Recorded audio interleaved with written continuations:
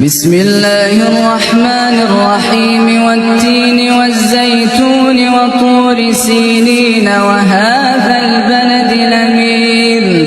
لقد خلقنا الإنسان في أحسن تقويم ثم رددناه أسفل سافلين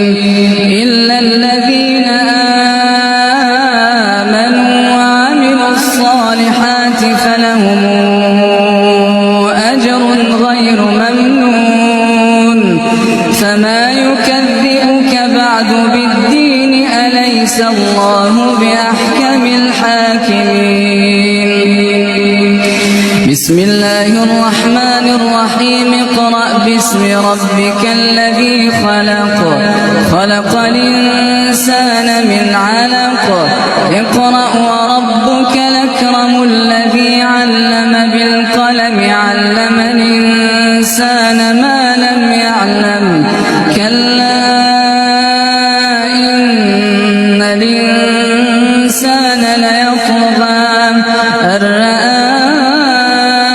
استغنى إن إلى ربك الرجعى